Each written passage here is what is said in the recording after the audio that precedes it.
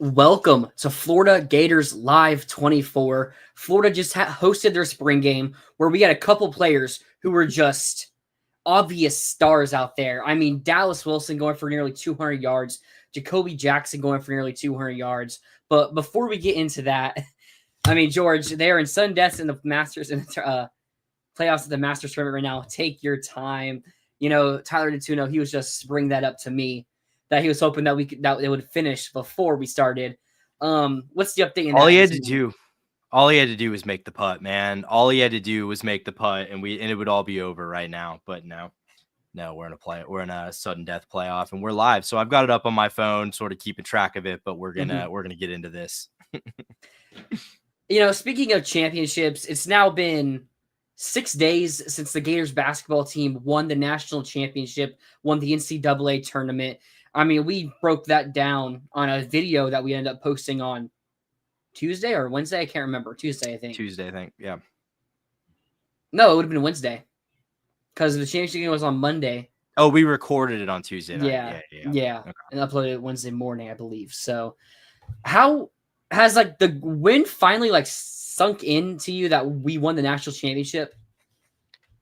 I think a little bit. I'm not sure it has completely. But I mean, just it's hard to put into words, but just the more I reflect on it, the more it just is unbelievable to me that happened, that run happened the way that it did, and that the comeback in that game happened the way that it did. Yep. It's still kind of hard to believe, but yeah, I mean, George, yeah, it's still. I mean, we were down 12 in the second half. It was awesome. It's still, I wouldn't say it's completely sunk into me. I still go to the Wikipedia page sometimes just to make sure it's real and that I didn't Yep. imagine that. But it's starting to get there. And it's honestly, it's kind of unexpected because when you look at the past national champions, it's like UConn. Dan Hurley's probably one of the best coaches in college basketball, if not the best coach in college basketball right now. He's coming off the back-to-back. He had all that talent that went in the top 10, top first round of the NBA draft. And then the year before that as well, had so many high-level recruits.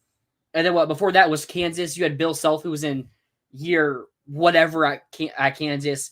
And then before that, it was Scott Drew when you're 18 at Baylor. And, you just keep going back, and it's coaches that had been at their jobs for a long tenure.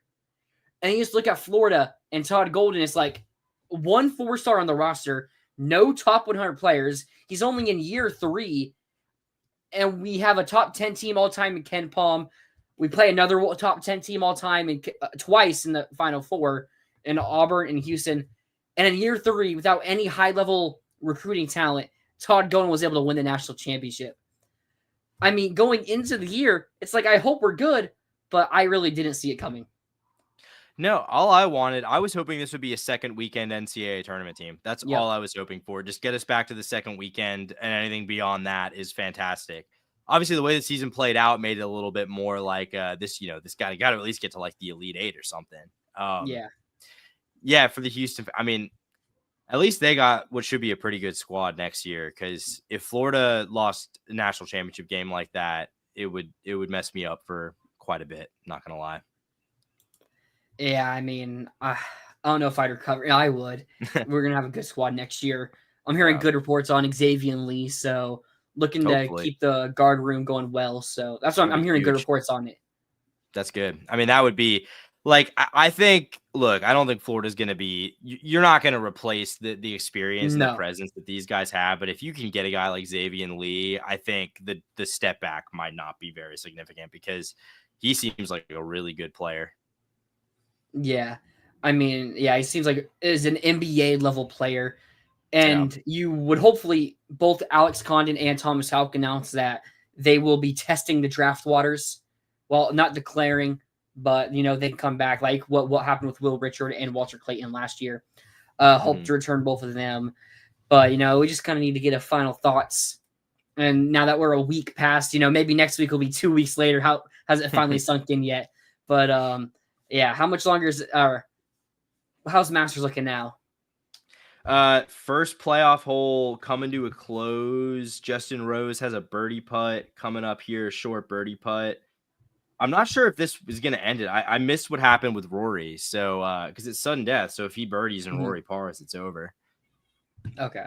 I honestly, I know you're not a golf guy, but Rory hasn't won a major in 11 years. It's become a major albatross around his neck. No pun intended. But yeah. George, oh, I lived in Houston when they had Phi Slamma Jamma and lost to North Carolina State. That was bone crushing at the time. I mean, being what now 0-3 in the title game, 0-4, 0-6 in Final Fours. I mean, I think 7 final. Oh, and They had 7. Yeah, 7 you're right. Final Four trips. Yeah.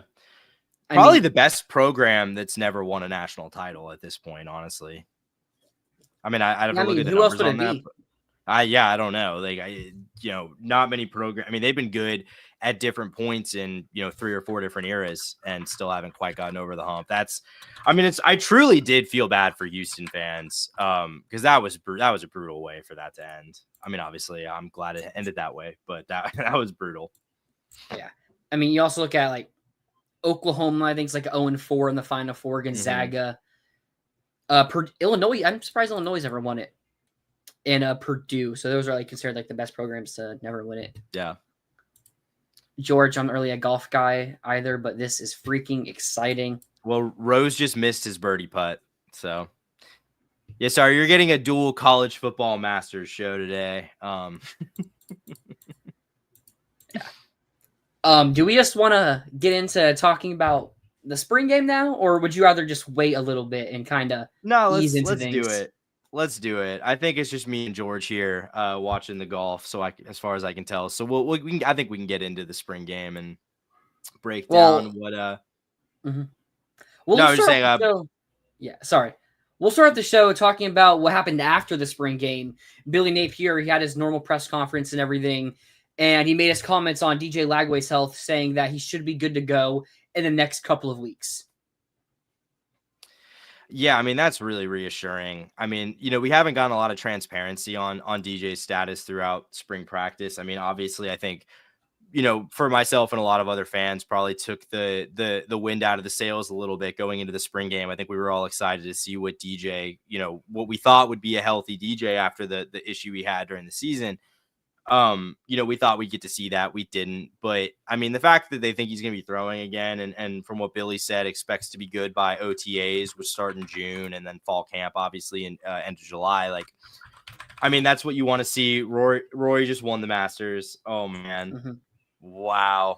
Sorry for distracting us here, but no, that's okay. Just witness some history. Now, yeah, We'll let George enjoy this moment. But no, I mean, I think the Lagway thing, I mean, really encouraging to me, just because I was getting a little, not trying to be negative, but I was just getting a little concerned that we didn't really have a lot of clarity there on what was going on. I mean, speaking of, like, we were kind of disappointed that Lagway wasn't going to play. I mean, Harrison Bailey, 29 of 43 for 363 yards, 3 touchdowns, 1 interception. 5 sacks. I didn't realize he got sacked 5 times. But I mean, you still had a QB go for 360. I mean, Aiden Warner had a really good first half. In total, he went for 109. Oh, no, that's Jacoby Jackson. We'll get to that later. Aiden Warner went for 157 yards and 2 touchdowns, 1 sack. So we saw some decent to good QB play in the spring game. We also saw good receiver play. But yeah, getting back onto what Lagway's health.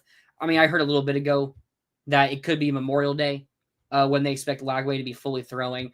I'm just glad we shouldn't have to worry going into fall practice, fall camp, about Lagway's health. And we get to that first game, and it's like, oh, it's only Long Island State. If Lagway's not healthy, it's whatever. And then it's like, oh, it's only USF. But then we go into Death Valley, and it's his first or like second game of very little limited time. And then you lose, and it's like, oh, well, Lagway, he wasn't healthy. It's really going to save us a lot of mental fortitude heading into the season.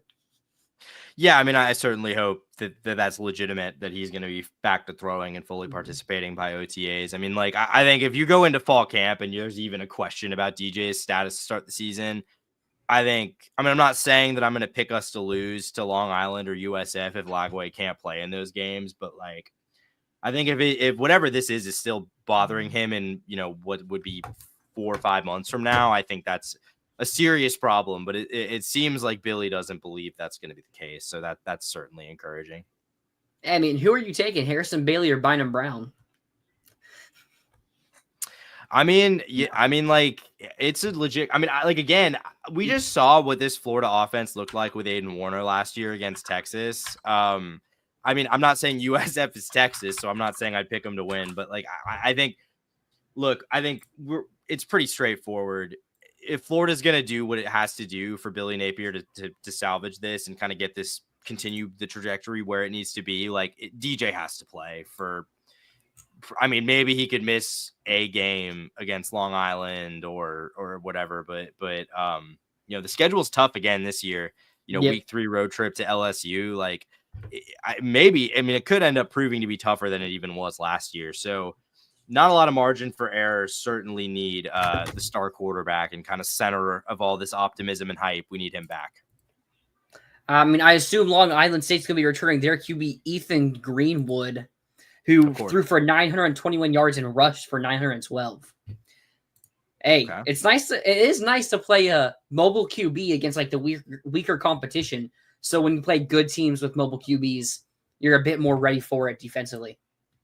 But I mean, yeah, I think it's also going to be great that Lagway's healthy for spring practice or fall practice, so we can actually throw the ball and practice on those things that we see him struggle with, like short passes.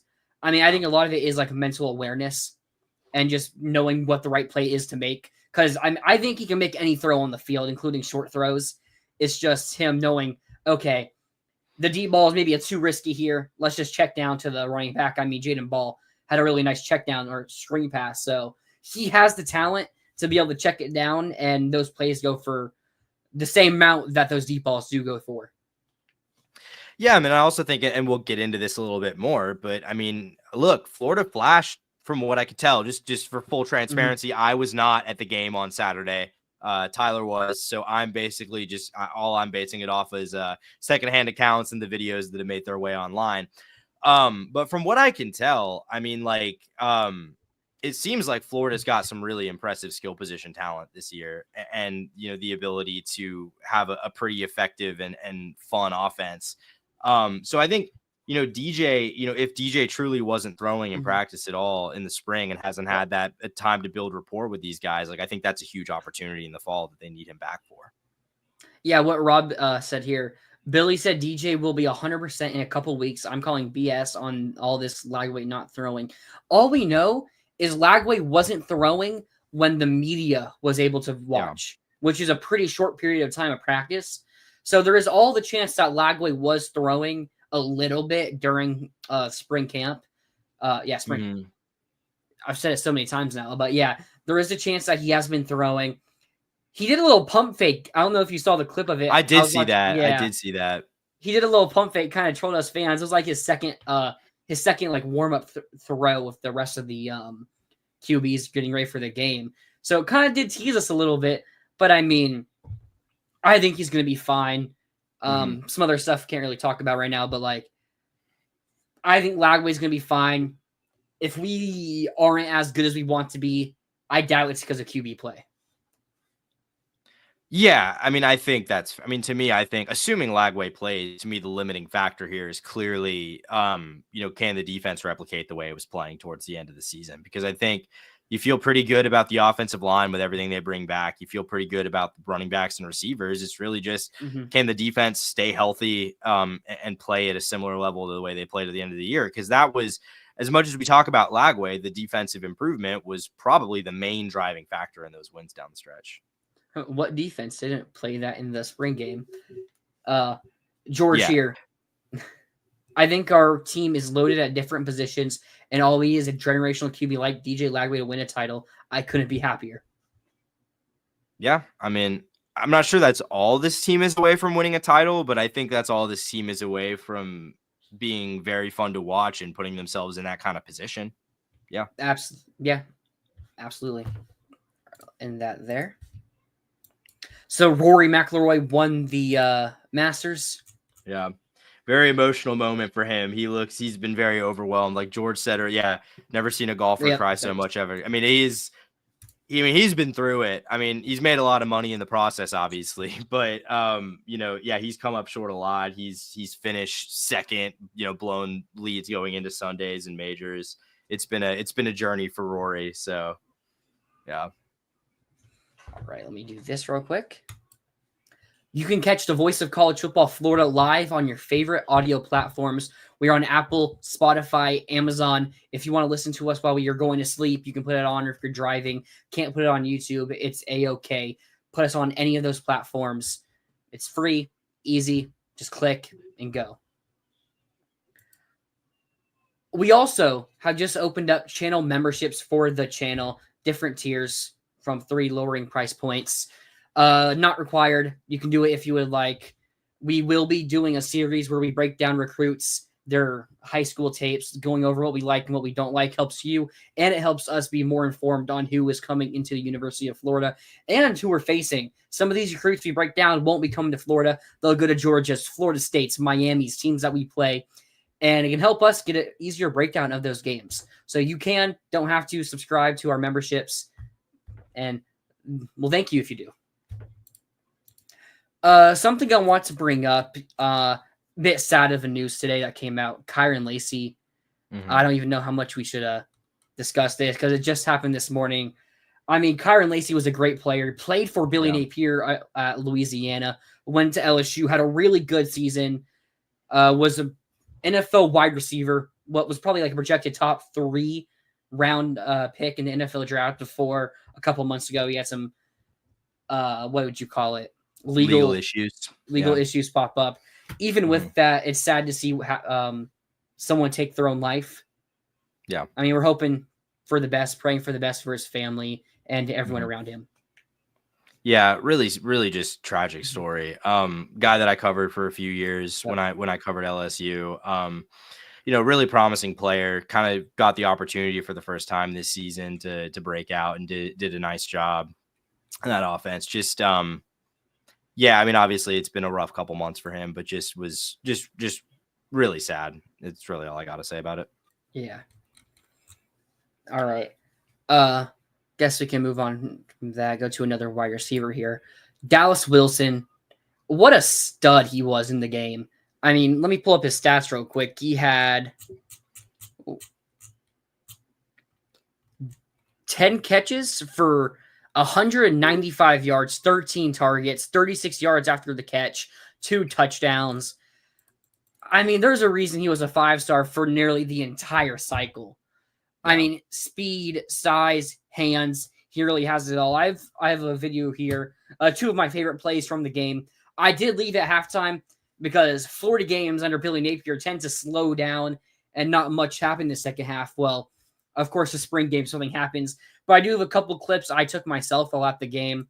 Here's one of them. Oh, Tramel Jones at QB makes a nice one-on-one throw to Dallas Wilson, top of the screen here. I mean, just wins the play against the DB. I mean, that's just the things you're going to get from a 5-star. I couldn't tell who the DB was. Let's see. Let's say number 16. Michael Carraway. Yep, number 16, Michael Carraway. Okay.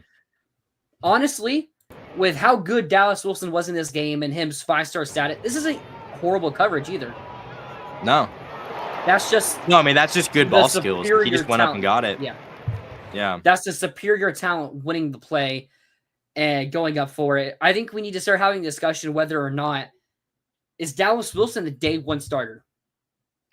I mean, if he's getting this much usage in the spring game, like, it's hard to imagine he's not, right? I mean, we've kind of talked about how this receiving core really needs one of these freshmen. It doesn't need, but like would be really huge if one of these freshmen could step up and play a major role. I mean, seems like he's the guy seizing that opportunity. I mean, the main thing I'm curious, like what your perspective is on this, having been at the game, was it just very scripted to get Dallas Wilson that kind of performance, or was that organic in terms of like he was just making the plays? Like, that's what I'm trying to figure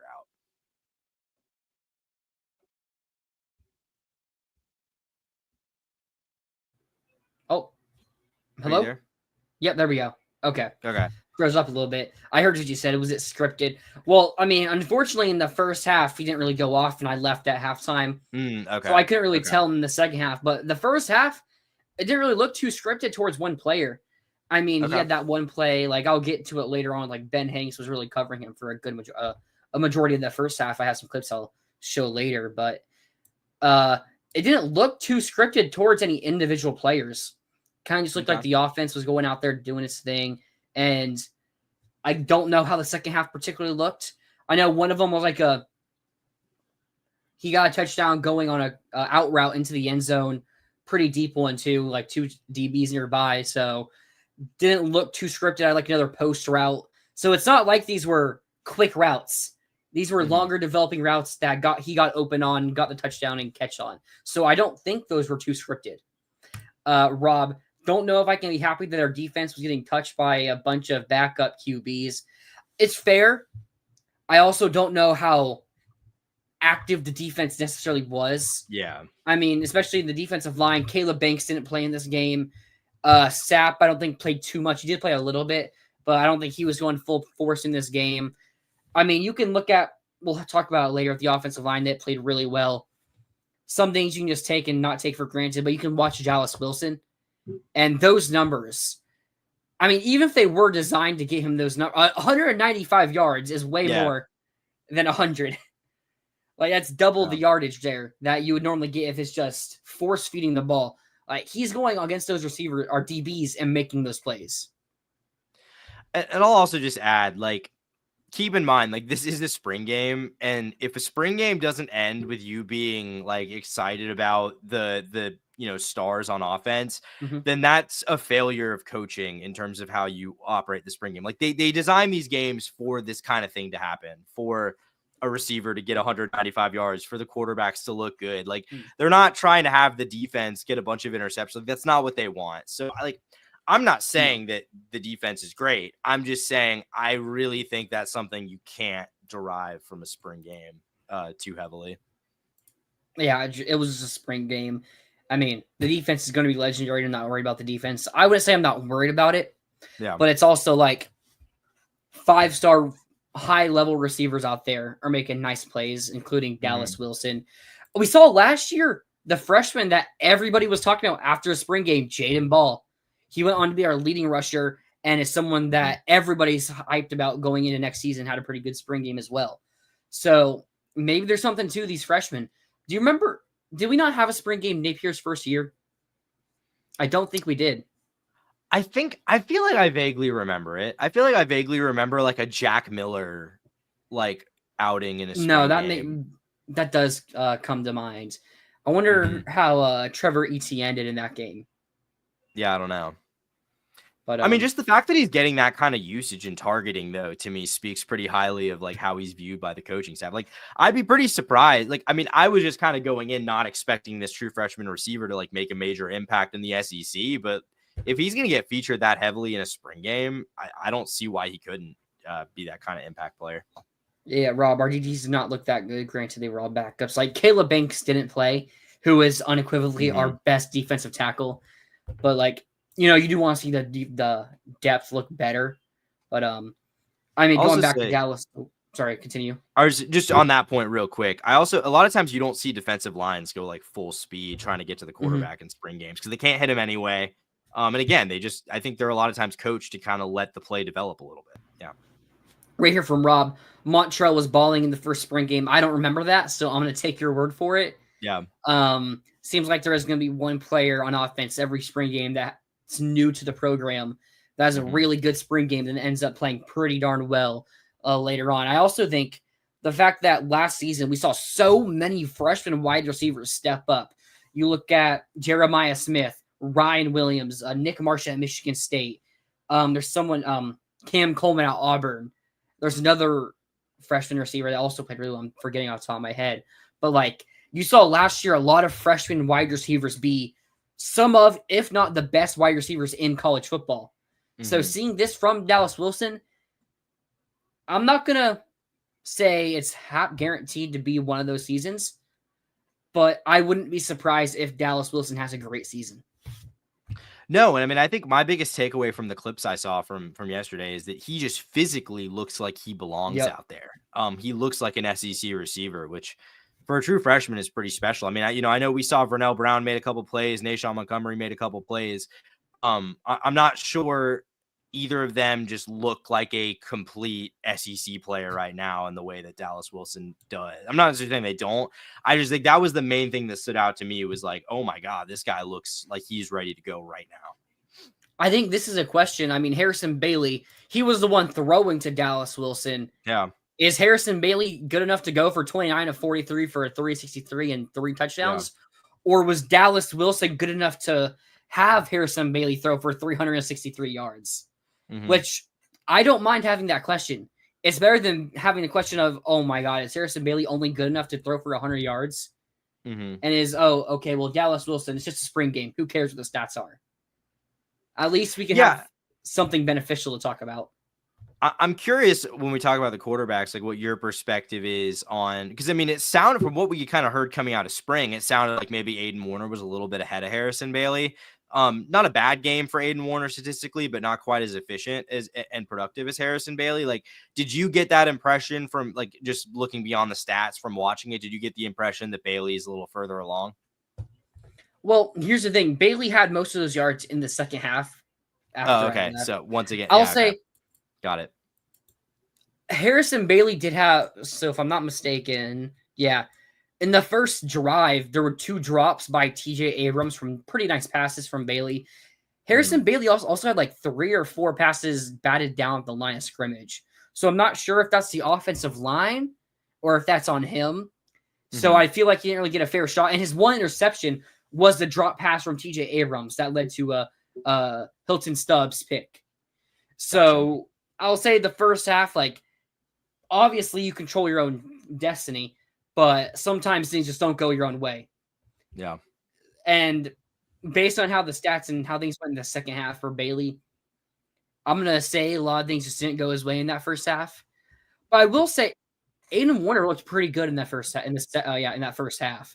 I mean, the team was up 28-3. And then the orange team scored on the last play of the first half. So, and there was an 80-yard touchdown run by the blue team, right? Yeah, blue team. That right away, that kind of just put the game to rest. Like the score at the end was like 38-33 or something like that. So it looked closer. I would assume they kind of just ran the clock out for the blue team because like there was a bit of a competition there. It's not so simple as, just go out there and have fun. It did seem like there was a bit of a competition. The orange team did have a 3-0 lead to start the game because they won an overtime drill in practice. Luckily, they had that because 28-10 is a lot better than 28-7. I mean, or would have been like 28-0 at the time before the last play of the second half. But Warner, if you put Dallas Wilson on Warner's team, I don't think it's crazy to say Wilson still has elite stats. Okay. Well, that's encouraging because, I think, based on what we saw from Aiden Warner and maybe I don't think we necessarily heard the most glowing reports coming out of spring about those two guys. So, that's certainly encouraging just because you don't know. Obviously, I think we both kind of believe that Florida's success this year depends on Lagway being healthy. But at the same time, he's a guy who he takes some hits. He's not necessarily a run first quarterback, but he's going to do a little bit of scrambling and moving around with it. So he's going to take some hits. And like the fact that, hopefully Florida between the two of those guys has someone who's capable of playing serviceable football, at least in one game, if you need it. Yeah, I'll say Aiden Warner looked more comfortable in the offense of this game, which I think can be expected compared to last year. When you throw him in against Georgia and Texas, he probably didn't expect to play at all that season outside of he played in the second game against McNeese? Maybe I can't remember who it was we played in that second game where he got on the final drive. Stanford? That's right, Stanford. Okay. Stanford. So he didn't expect to play true SEC minutes. Yeah. So it's not really surprising to see him be more comfortable in the offense. Yeah, 100%. All right, move on from comment. No, Nico is not going. I don't think so. I don't think. From what I heard, Nico, UCLA and Notre Dame. His brother is at UCLA, and Notre Dame, they didn't take a portal QB in the winter, and I wouldn't be surprised they still need a QB. So, oh yeah, also this, he can't transfer in the SEC and play this year. Yeah, that too. Yeah. So, I mean, that situation was wild. You have Nico's report it on Wednesday. Yeah, Wednesday night, I think. And then Thursday, like, Nico's dad came out and said it was all, like, a lie and Nico hasn't been exploring. And then Friday, called him the fake news media, basically. Yeah. There were people coming at Nico saying, oh, he might lose his job for this. Yeah. And then it comes out, and now Nico is in the portal. And, I mean, that's just wild. I don't want to hate on Nico too much, but, like, I don't think the money he's asking for is this as if he had lived up to his 5-star expectation. Mm-hmm. I mean, he had, 8 total touchdowns in SEC play, or I think 8. I think it was 9, but something like that, yeah. I think 11 of his 19 touchdowns came against, like, the 4 worst opponents. Yeah.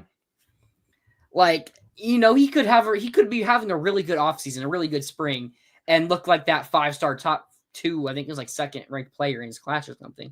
Looked like that number 1 QB that his high school rating said he would be. But until you prove it on the field, really, it's crazy to go and ask for double the amount of money you're looking that you're getting paid. I really doubt UCLA or Notre Dame is going to pay him $4 million. Oh yeah, 100%. And I mean, I think Nico, like, certainly left a lot to be desired in the biggest games last year and the way he played. I mean, I'll just say too, though, like, I think if this bothered you, like, get used to it, because I think this is not going to be the last situation like this that we see play out. I mean, yeah, it's wild to see it play out so publicly. I mean, it's hard not to feel like it was, that statement was kind of put out to try to galvanize the fan base and kind of put the pressure on Tennessee. The statement by his dad. I mean, like, I'm not sure he deserves that amount of money, but I mean, I will also say, like, this is a disastrous situation for Tennessee. I know they've sort of successfully framed it in the media as like, this was our choice. We kind of let him walk away. We didn't, we kind of told him like, hey, this is it, which maybe that's true, but needing a starting quarterback at this point is a really bad situation because you're not most of the time going to find someone really good in the spring. I mean, maybe you can tamper and find somebody, but it's not ideal. Well, the Tennessee fans have been saying that Sam Levitt's just going to leave Arizona State, but no. They do have Jake Merklinger, who was a 4-star prospect near like top 200 in the rankings. Yeah. I know some people who really like Jake Merklinger. Was someone we even targeted a bit. Yeah. Same class as Lagway, if I'm not mistaken, but I mean, we obviously got Lagway instead. Good choice from us, but I would expect Merklinger to start as of this point, but I don't think it's the end of the world for them. But it's also, you're going from a guy who's going to year 3 in the system, does have that 5-star pedigree to him, and did technically lead you to the playoffs. Yeah, I mean, I would say it wasn't really, I'd say it was more the run game and the defense than him. But yeah, I mean, that is true. That's kind of what I'm saying. Like, it's like, I don't think Nico is like an incredible quarterback. I also think it's pretty unlikely that Tennessee finds someone, because they've basically said they're going to try to take someone in the portal, even though I think they like who they have. I mean, I think the odds that they portal someone better than Nico are pretty low, just being honest. Like, I don't know who you're going to get at this point. I also think if Tennessee didn't offer him what was then, when he was coming out of high school, a crazy deal, he probably wouldn't have gone to Tennessee. Yeah. I mean, he's someone who's from out west. I guess he's Catholic because Notre Dame's high on his board. That's just a guess. I mean, usually a lot of those guys are out there. That's like you see like Manti Te'os and so many Polynesians, right? That end up going to like Notre Dame. That the ones that don't go to USC or UCLA. Yeah. So if it weren't for NIL, I really doubt he would have went to Tennessee. So maybe it's something like, hey, I'm done. I don't want to be at Tennessee anyways. So I'm going to give them a ridiculous number. I mean, it's not even ridiculous, I guess. There are people out there who are saying that Tennessee should pay him $4 million. I don't really know about that, but like, I mean, look, there's basketball guys that are getting that in the portal. Like, I mean, if there's basketball guys getting that, like, I don't think that's ridiculous for like a solid SEC starter. And George, it sounds like Oregon's kind of at the center of all this because they reportedly not only told him they didn't want him, but are potentially, I mean, I don't know this for a fact, but the rumor is that they're kind of sort of behind how this leaked to the media in the first place. So I don't think he's going to Oregon. Apparently, Dan Lanning was the one who snitched on him to Tennessee. Yeah, that's the rumor. That's what I've heard. I don't know how true that is, but that is what I've heard, which checks out because like in the ESPN report about how it all went down, they said that his agent was shopping him to Oregon and Oregon told them no, basically. Yep. Yeah, Miami gave Carson Beck, I think it was $4 million. That sounds right. That sounds right to me. Yeah. I'll say Carson Beck did have at least one really good year at Georgia, and this year had some good moments. Like, I don't know if you cannot say the same for Nico. And Miami. I mean, other than like the UTEP game or whatever that game was week 1 where he like was pretty productive. Yeah. So, I mean, yeah, that's my point. Like, yeah. I had flashes, but it's like nothing compared to what Carson Beck did.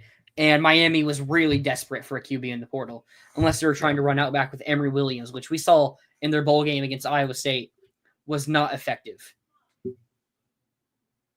And right here, let me find it right here. Oh, yeah. And it's just great in the chaos. We have a guy in DJ Lagway who wants to be here. Someone who On3's NIL player evaluation has in the top 10. I know the On3 NIL of that player worth, whatever it is, isn't really that accurate. But hey, we have one of the most sought after players in college football, and they want to be here. It's not just a money thing. So I'm happy about that. Yeah, I mean, certainly preferable to some other conference rival situations. Wait, what is this? Wait, I love the way Florida. I guarantee you there are literally millions of preteens out there right now playing football that would have never been out previously. Is this for... I'm not sure what... Are you saying because of the NIL opportunities, George? Is that your point? Or I don't know if that's true, though. I'm not sure if that's true either. Yeah. All right, did you see Micah Parsons? Before we get too in the weeds on this, you see Micah Parsons' take about this?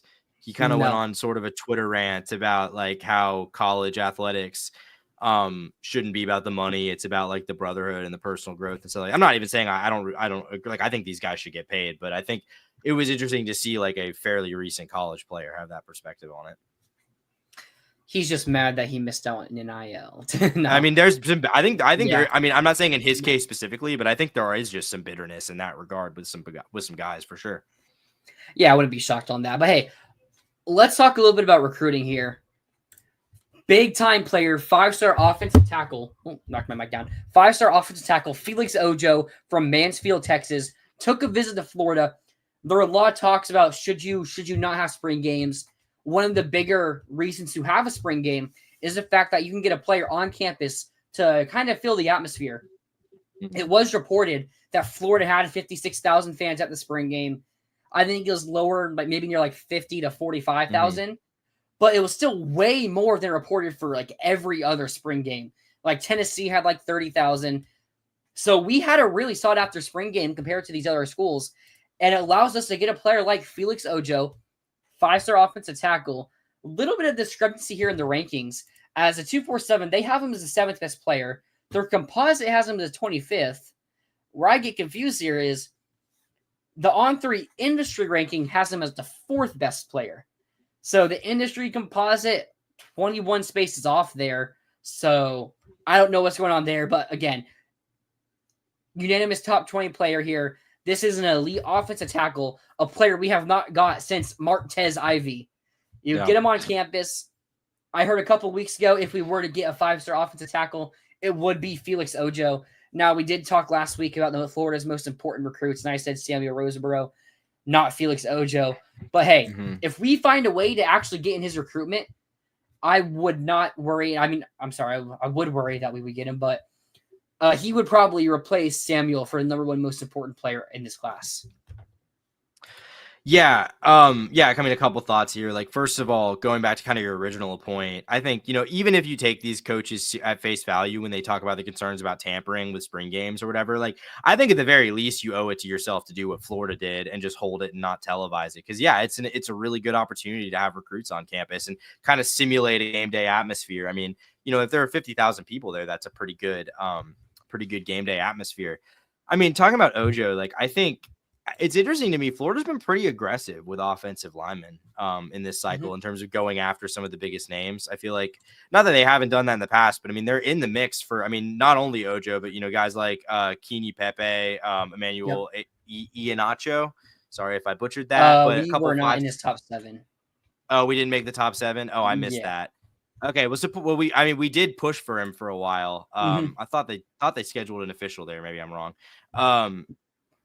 Anyway, so I mean, Ojo in the top now. I mean, like, yeah, like you said, no one since Martez Ivy got no 5 stars there. Like, a position that really has been lacking in the recruiting for a while. Like, that would be a huge get. Getting a Texas guy there too. Like, yeah, I don't really know what that discrepancy is about, but I mean, whichever site you look at, he's a 5-star prospect. Would be a caliber of offensive tackle Florida hasn't gotten in 10 years. So, God, that's tough to say. That's been 10 years since we signed Martez Ivy. Yeah, he has that 6'7" frame, big frame that Billy Napier and staff love to go after. 6'7", 274. He's someone that apparently they're telling Ojo he could play right away. I mean, I haven't watched much tape on him. If we end up really pushing for him, he's someone that we could break down. But if they're saying he's someone who could play early on in his career, we do lose Austin Barber after this season. And then Bryce Levette, I mean, he's going to go into his 3rd season now. If he has a really good year at right tackle, I'm not saying it's a guarantee or even will happen, possibly could lose him. I doubt that. But yeah, I mean, he could compete right away. It's not like we have so much talent that he's going to be stuck on the depth chart. If he is as good as his 5-star, what is it? I mean, as the 5-star say he is, then I would not be shocked to see him competing in year 1 and year 2 at Florida. Now, he does plan on committing in the summer, so you don't have too much time to go after him. It's not going to be waiting until December like we saw last year. We may push for a lot of kids, including offensive linemen, late into the class. He is someone who wants to commit during the summertime. He does have a pretty full schedule. It's not a guarantee Florida will get a visit because he does have that full schedule, but it is said that we really want to get him on for a visit. He would love to come on for a visit. So it's not someone I expect us to land, but it's someone that if we start getting talks about it, we'll see where it goes. Yeah, a guy who, according to 247 Sports, it looks like it's already set 5 officials, not with Florida. His whole June and a lot of the next month too is kind of booked up for him. So, yeah, I mean, we'll see there. I mean, I'm not sure Florida's in the best possible position, but it's nice to see them getting a guy like that on campus. When I don't know exactly what all schools had theirs yesterday, but I know Auburn and a few others did. So there was some competition with other big time schools having their spring games this past weekend. So, I mean, yeah, like I don't know how realistic of a get this is for Florida, but it's good. I'm encouraged to see them being aggressive in pushing for these high end offensive linemen, because I think it's the one sort of area where we're not recruiting up to par right now. In order, he has visits at April 18th, so in 5 days, to Ole Miss, May 30th to Ohio State, June 6th to Michigan, June 13th to Texas, June 20th to Oklahoma. Now, they do get unlimited official visits, so we could get him in, but you see how clogged up that official visit list is right there. That's 5 schools from April 18th, June 20th that he already has planned visits. I don't know when like the dead periods are, but I assume May 30th is probably like the opening of the dead period, reopening of it. So. I would think and I assume sometime by April 18th, so like the end of April is when the dead period ends. But got to find a way to get him on campus for a visit. If you can get him onto your campus, you have a shot at him. We learned that year 1 with Kamari Wilson. We learned it with big players like Drake Stubbs and Dallas Wilson that we managed to flip. It's probably going to be a thing of money, which we've shown to not put too much money into elite level offensive linemen because they believe they can develop them. But with the hype around the basketball program and football program, a lot of money coming in, now might be the time to go after one of those high-level guys. Yeah, I mean, it's kind of now or never for this staff. I mean, I think we've talked about it, but like this is the year that's going to determine if they get more time to continue building this. Yeah, I mean, Rob, I don't think either of us are like super optimistic about Florida's chances here, but he was at the spring game. And Florida's had a lot of success in the past with guys they've gotten to come to spring games, so worth talking about. The duality of man. Yeah, Rob, we can't get him. Mr. Know-It-All, we can get anyone. Something that kind of shot out to my eye. Last 5-star came to the spring game, was from Texas. Xavier Filisame ends up coming to Florida. Maybe there was the hope that we could get Felix Oja to do the same. But, yeah, right here, George. Florida can get anybody. Florida is sexy right now. Perfect way to describe it. Yeah, I mean, I'm not sure how big of an impact the basketball title has, but it certainly doesn't hurt. I mean, I think, it probably has at least some sort of positive impact there. Absolutely. And that right there. Let me do this real quick. Oh, where is it? Oh, I lost it. And, I'm looking at the wrong spot. That's my fault right there. Read this off real quick. Get your business, product, service, or personal brand to the next level by partnering with the voice of college football. See what our partner Win Agency has to say about its sponsorship experience with us. Let's discuss how you can also reach your target market. Contact us at sponsorships@voiceofcollegefootball.vocfb.com today.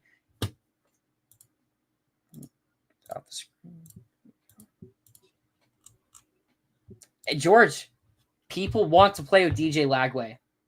Another player from Texas, Germaine Bishop, who was a teammate of DJ Lagway at Willis High School. He has won a 7-on-7 camp. He does have a lot of visits scheduled. Like another one, or 3 actually, only 3 in June. USC, Houston, and Texas. Now, this is a player that has a very big discrepancy again in his rankings. Let me actually pull up his on-3 because he's 35th. Oh, I have it right here. He's 35th in 247. 177th on ESPN, 199th on On3, on Rivals, and unranked on On3. 5'11", very small, 5'11", 155. I think there's an obvious talent to him, athleticism, I should say. His ability to go up for balls, whether he's a wide receiver or DB, he's listed as an athlete. I don't know whether we would be recruiting as a receiver or corner, but I think his athleticism shows in that 7-on-7 camp that he won, why he's someone you should go after.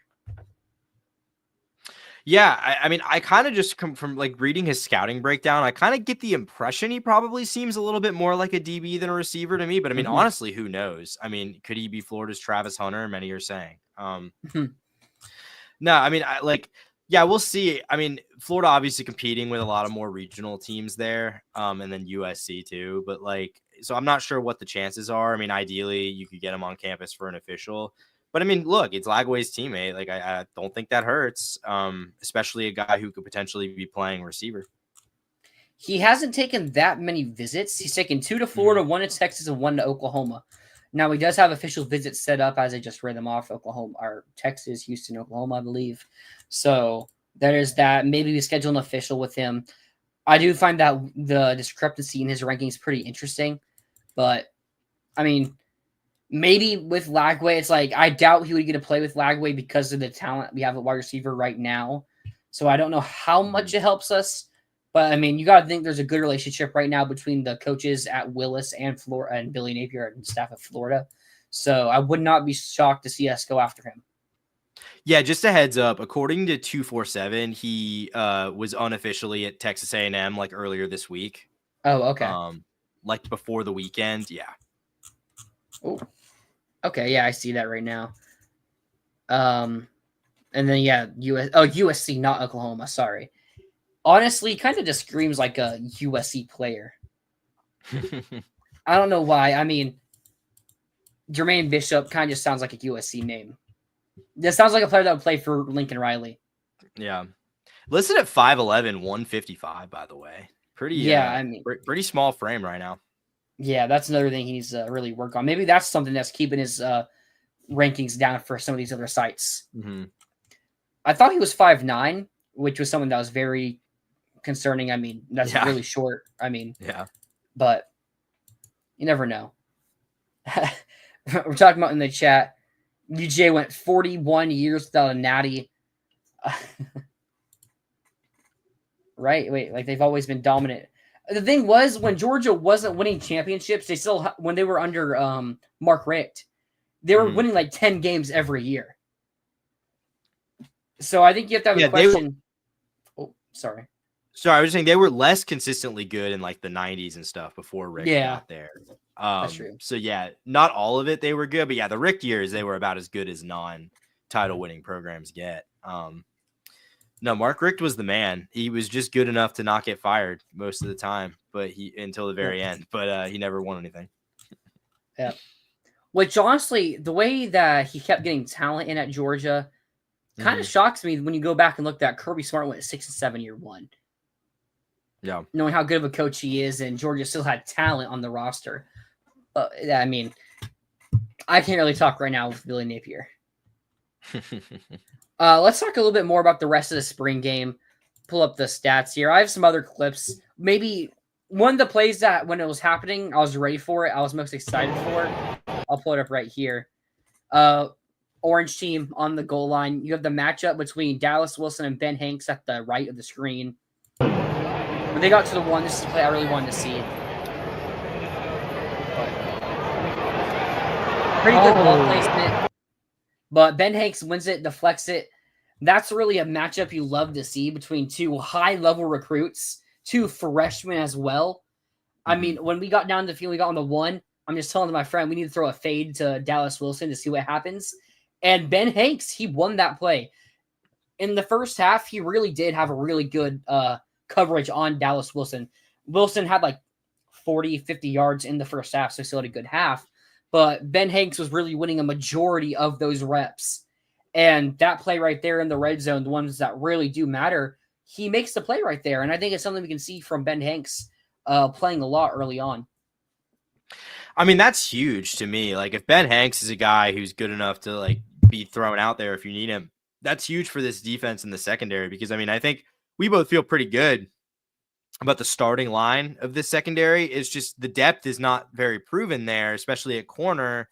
And Florida's had so many injuries at that position. So I think like if you can throw a guy like Ben Hanks in at corner and he can play well. I mean, we saw even on that completion he gave up to Dallas Wilson.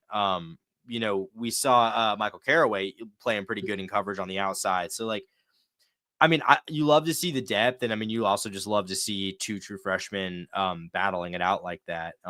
And you know, like nice to see Ben Hanks shut him down a little bit, and nice to see Dallas kind of break out of it and have a productive day at the end of the day.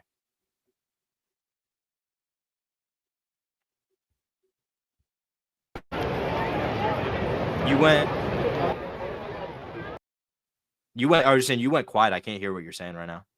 Sorry, I muted. Stephon Shivers here at nose tackle, 400-pound, 399 technically, 6'4", 6'5", whatever his listed height is right there. He's in that nose tackle. He makes a nice play here.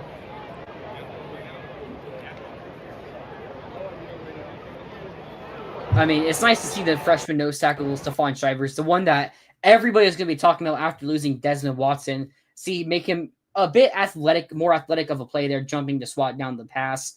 We do have worries about the nose tackle position, and the fact that they did get ran on for over 300 yards is a bit worrisome, but it is nice to see that they're still able to make plays, and, you know, they're playing less physical, which, you know, gives them some leeway, but I talked a lot about Stephon Shivers, so him getting a play there was pretty nice to see. Yeah, and I think like Shivers, like I guess to me, like from what I can tell, it seems like at positions where freshmen have the opportunity to step up and make an impact, it seems like a lot of those guys kind of did in the spring game, which is nice to see. I mean, because Shivers, like we've talked about, nose tackle, maybe the biggest question mark on the entire roster, honestly. So, you know, I don't know how much he's going to play. I mean, I think that's asking a lot to ask a true freshman to play on the interior of the defensive line. But, you know, if he's capable of coming in and making some plays, I think that's really huge for sort of really just the one area where I think I don't really feel great about what the Gators have going on. like pretty much every other spot in the field, barring injuries, I feel pretty solid, like good to great about. You know what I mean? And that's really the only area where I don't. So it's nice to at least see freshmen competing there. I will say one really good thing was Jamari Lyons is full go. He wasn't in a black shirt or anything. He was full to go, full contact. Something that we did worry about a little bit coming into spring, but he's full to go. I'd be shocked if he isn't starting or like in the 1-2 with like Mekhi Barrow going into week 1. DeAndre Robinson did get hurt as well in this game. Not sure the extent of the injury, but I don't know if it was too serious. If it was too serious, I feel like I'd have heard more about it. Another injury, Nashawn Montgomery. I heard he had a dislocated thumb, so nothing too much to worry about. He had like 7 yards in this game as well. So yeah, like 3 catches, 70 yards, I think. Yeah. Yeah. Next play. This is like the second or third play of the game. Jermichael Servant. Bit lower quality here on this one, but you can still make everything out that happens here. And Warner here at QB. Just through the hands of Cormani McLean. You'd like to see Cormani have better ball skills. You notice it a couple of times in this game where he kind of just barely misses it. But it's nice to see Jermichael make those nice long plays that we expect him to make going into the season. Warner not a terrible throw. If that's Lagway, that's a touchdown. That's all I'm saying. Yeah. Yeah, it's interesting to me that Sturdivant and Aiden Mizell didn't make a major impact in this game. Each only had 1 catch. I mean, Mizell's was a touchdown, but only 1 catch each. There was a play Mizell was streaking wide open downfield that Warner missed. Like, if Lagway's on the field, that's probably a touchdown. Okay, good to know. Yeah, because I kind of expected they would both get worked in a lot. I mean, we saw Mizell had a big spring game last year, so I kind of assumed he would be a standout this time around. What a wonderful school. Oh, okay, let me take that away. What a wonderful school of the University of Florida is over 50,000 at the spring game.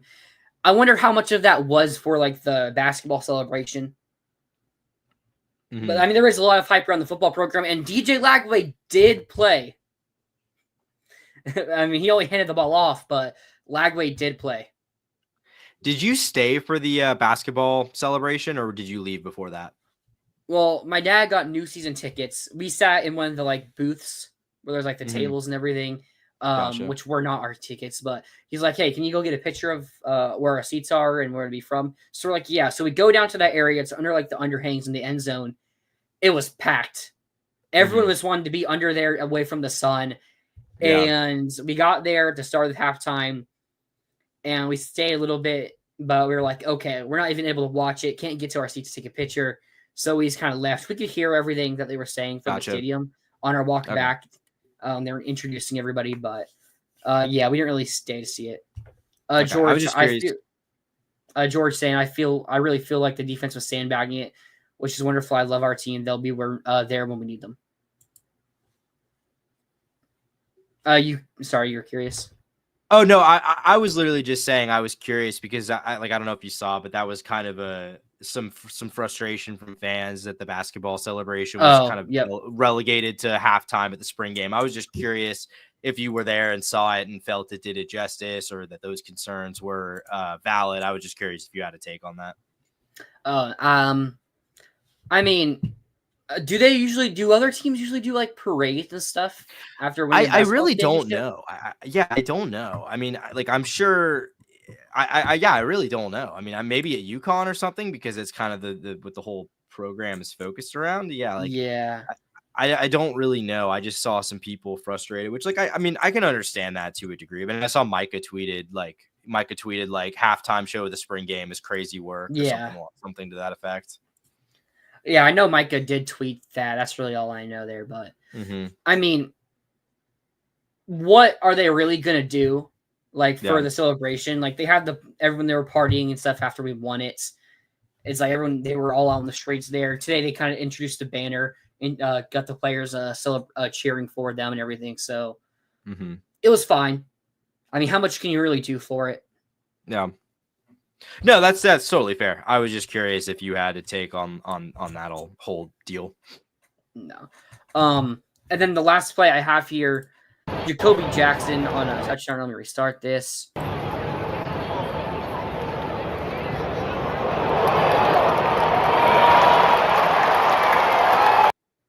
I mean, that just feels like classic Billy Napier play right there. Mm-hmm. Like a running touchdown. The running back makes a nice jump cut outside. Good blocking from Bryce Levette here onto Jeremiah McLeod. I'm pretty sure it says 91. So nice blocking there.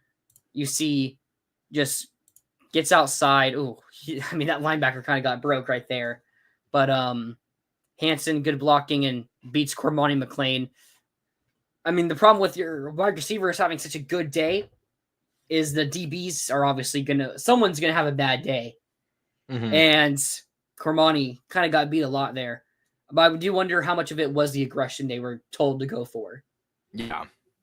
Yeah, that's why I really, to me, like spring games are a show. Like it's meant to put on a show. It's meant to be entertaining. I really think it's hard to read into the like specifics. This position group looked good. This position group looked bad. Granted, the running backs seem to have played really well though.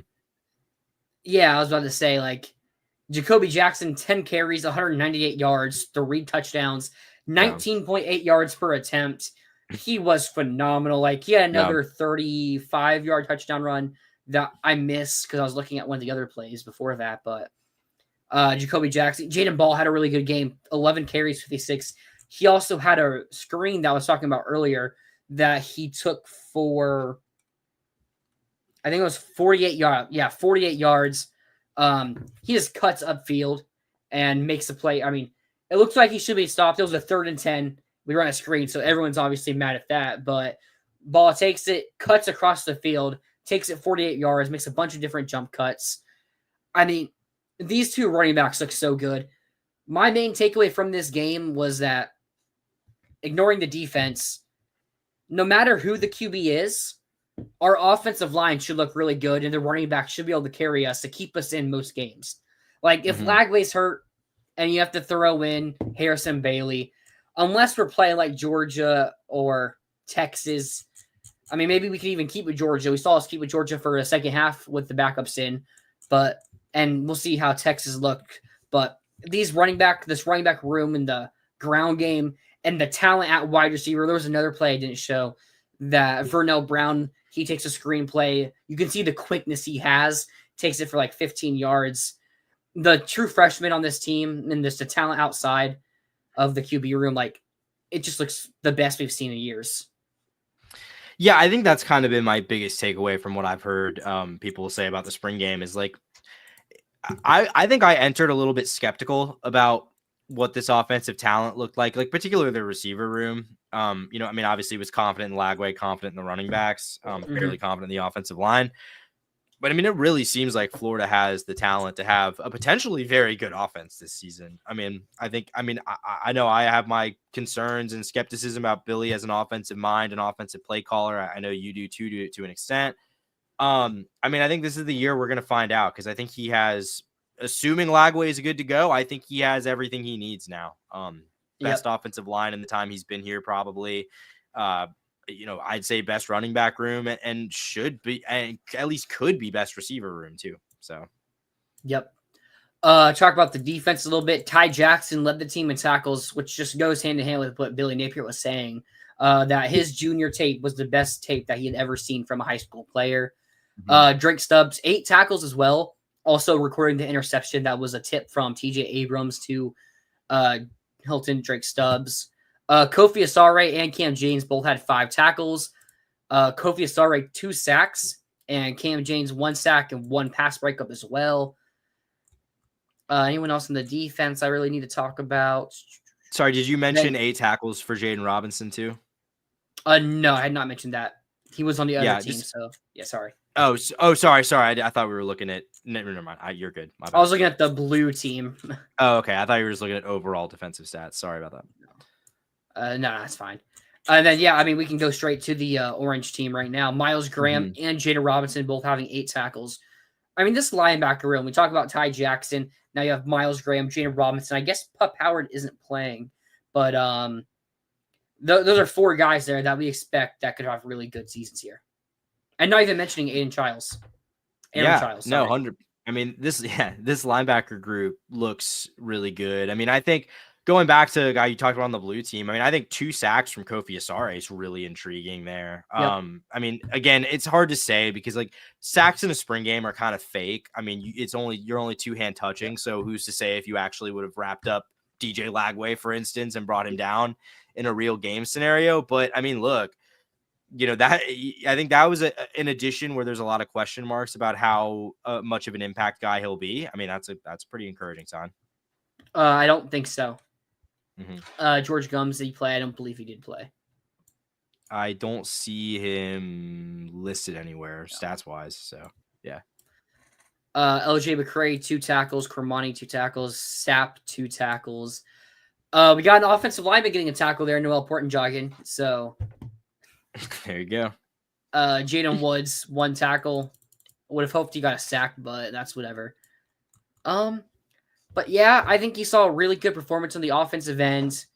How much do you take for it? Because the defense kind of did look like they were just kind of going out there playing, not really trying too hard, and it didn't want anyone to get hurt. I think another takeaway, Duke Clark, the freshman running back, we saw his ability in the passing game. We haven't really seen it here with like Montrell, Etienne, Jaden Ball, Jacoby Jackson, outside of like taking screen passes. Duke Clark, we saw him get like a nice slant route where he takes it about 15 yards. So he had a nice play there. George, 139 days until kickoff. Time to start planning your snacks. These are going to be the longest 139 days of the year. Yeah. Then when we get to football season, 3 months we have a football season, that 90 days is going to pass just like that. I know, it's brutal. Hey, at least we have to potentially make the time a little bit easier to pass. At least baseball is sort of having a little bit of resurgence. Got a sweep this weekend against Missouri. So, hey, maybe they get into the tournament again and you got something to watch in May and hopefully June. Yeah, I mean, we can talk about that. George, I think LJ McCray is going to have an all-American season this year. 5-star level talent, it's not like it's unexpected. I mean, all-American may be a bit unexpected there, but it would not be a shock to see him have a really good season here. Yeah, I guess it just depends on how they use him. Like, I feel like to have that kind of all-American, it's like if he's coming off the edge and getting a ton of sacks, like, yeah, I mean, maybe, but I'm not sure if he'll produce like that, but I think he could be a major impact player, no doubt about it. No doubt. Yeah, I mean, the baseball team, they pick up the sweep over Missouri. They got the win over FSU. Ever since the basketball season ended, Todd Golden won the championship. Baseball team is now 4-0. Wins over FSU and the sweep against Missouri. I mean, the third game against Missouri, doubleheader on Saturday night.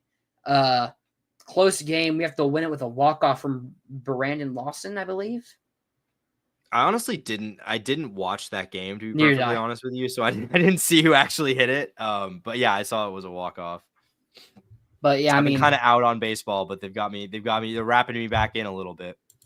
Who do they play next? Is it Vanderbilt? No, they already played Vanderbilt. Is it like that's Bama? Right, yeah. Is it Bama? I'm pulling up right here. They play Stetson on Tuesday and Mississippi State. Mississippi State. Okay. How good is Mississippi State? I think they're good, not great. I think.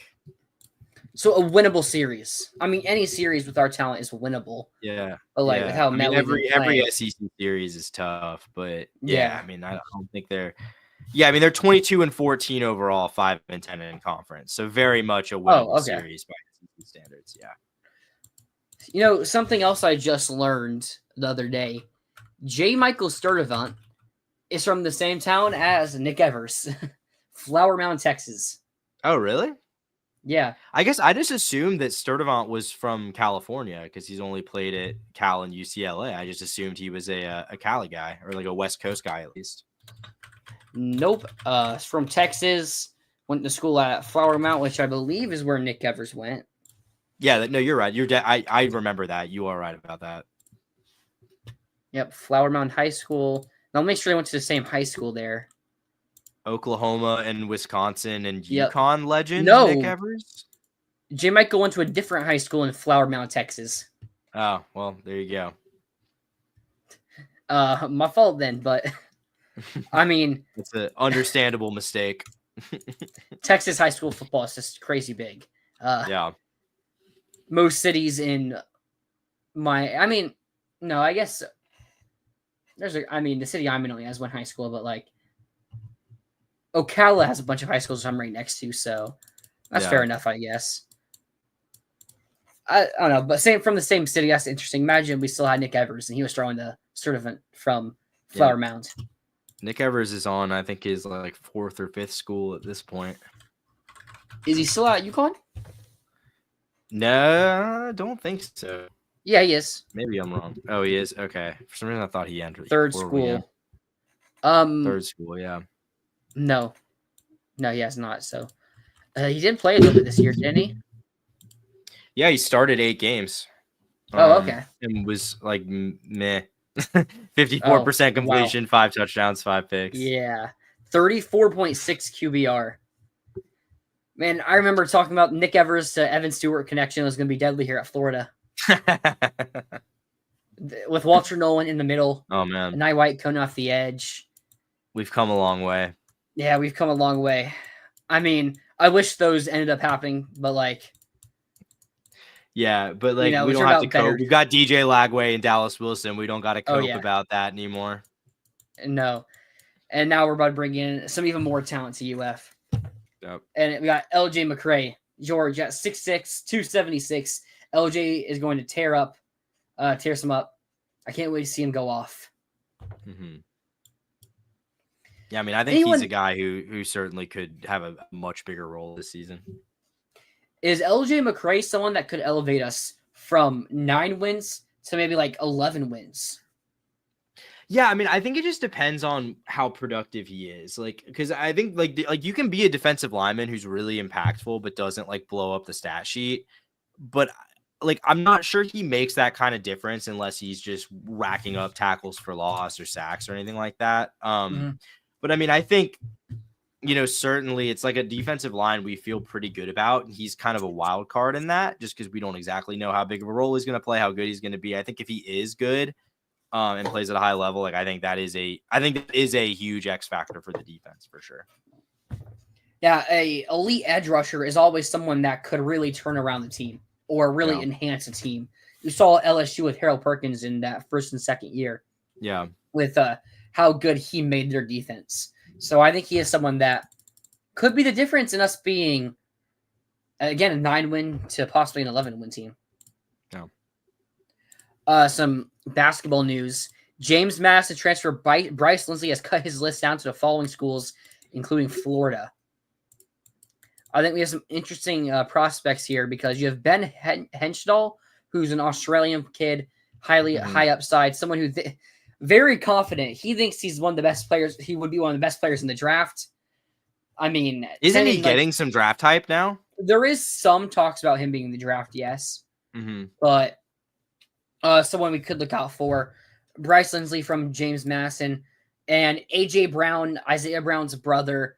Mm-hmm. I think the question there is, I think Lindsey is a better player than AJ Brown. Yeah, but. You have the family connection. You can probably get Brown for a little bit cheaper. Yeah. I mean, Lindsey's probably better, but maybe getting Brown helps the team's chemistry more.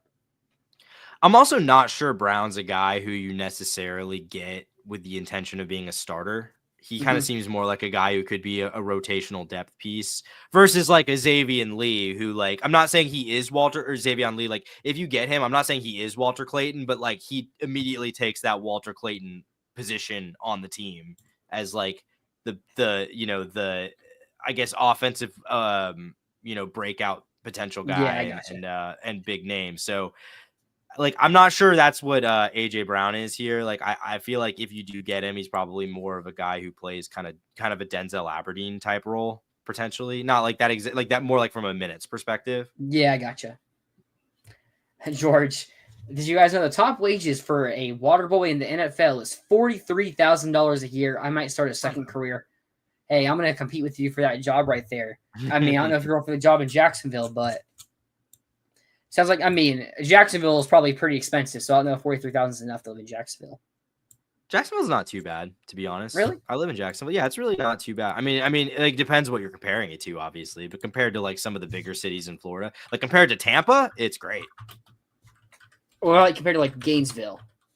I'd say it depends because Gainesville, a lot of the stuff for students is kind of inflated in value, or inflated in price. Like they really jack up prices on a lot of like apartments targeted at students in Gainesville.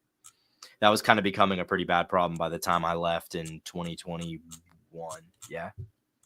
Oh wow, yeah, Jacksonville is actually might be cheaper than my area here near Ocala. No, Jacksonville is really not that bad, honestly. Dang, I gotta actually move up to Jacksonville. Maybe I should email the Jags right now about that job. Yep. All right. Is there any way you want to end this stream? Anything last you gotta say before we head off here? I mean, I think just to kind of wrap it up, and again, I'm basing this off of kind of secondhand accounts and the clips I've seen because I wasn't there, but I think all things considered, like my whole concern going into this spring game was how excited can a spring game even get me when it doesn't have DJ Lagway playing in it? Well, I mean, you put together 200-yard game from Jacoby Jackson, 200-yard game from Dallas Wilson, like, okay, now we're talking. So, I mean, I think all things considered, this spring game served its purpose. I wouldn't read a ton into it in terms of these guys are going to be all SEC players or in terms of like our defense is horrible. I think spring games are spring games, but I mean, look, I think it was the one going into 2023 was a pretty boring spring game to watch, was not like the best look for the offense. So look, I mean, I think when you have guys executing like this, it doesn't necessarily mean anything, but it's better than the alternative.